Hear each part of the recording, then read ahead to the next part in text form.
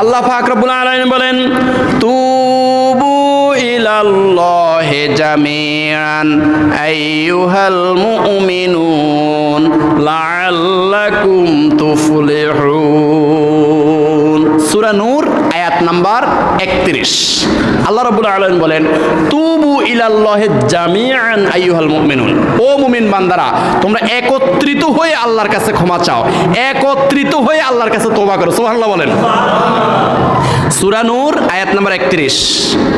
সূরা নূরের 31 নম্বর আয়াতের একদম শেষ পর্যায়ে আল্লাহ পাক রব্বুল আলামিন বলতেছেন তুবু ইলাল্লাহি জামিআন আইয়ুহাল মুমিনুন, ও মুমিন বান্দারা, ও ঈমানদার বান্দারা তোমরা একসাথ হয়ে তোমরা তওবা করো, একসাথ হয়ে তোমরা ইস্তেগফার করো, একত্রিত হয়ে তোমরা আল্লাহর কাছে দোয়া করো। তুবু ইলাল্লাহি জামিআন আইয়ুহাল মুমিনুন লাআল্লাকুম তুফলিহুন, তাহলে তোমরা সফল হবে, তোমাদের দোয়া কবুল করা হবে।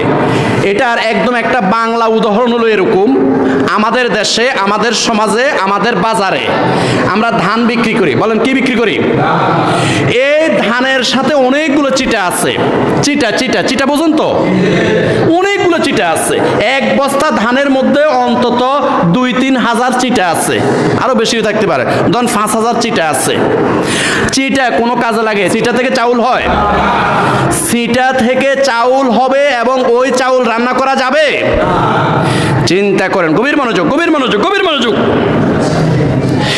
যেই বস্তার ভিতরে ধান ঢুকিয়েছে, এই বস্তার মধ্যে আপনার 50 কেজি ধান ঢুকানো হয়েছে, তার মাঝে 5,000 চিটা আছে।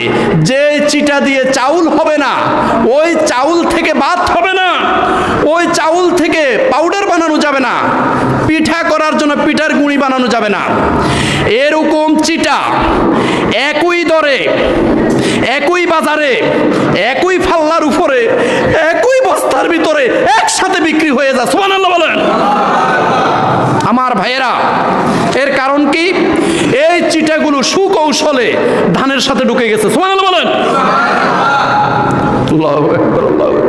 সুকৌশলে যখন ধানের ভিতরে ঢুকে গেছে, সুকৌশলে যখন ভালো ধানের ভিতরে ঢুকে গেছে, ভালো ধানের ভিতরে ঢুকে যাওয়ার পরে ওই বস্তার ভিতরে ঢুকে গেছে, তাহলে একই বস্তার ভিতরে, একই মাফুনির মধ্যে, একই পাল্লার মধ্যে, একই ওজনে, একই বাজারে একসাথে এগুলো একই দরে, একই মাপে, একই টাকায়, একই দরে বিক্রি হয়ে গেছে না? আল্লাহ পাক রব্বুল আলামিন বলেন তুবু ইলাল্লাহি জামিআন আইয়ুহাল মুমিনুন লাআল্লাকুম তুফলিহুন। সূরা নূর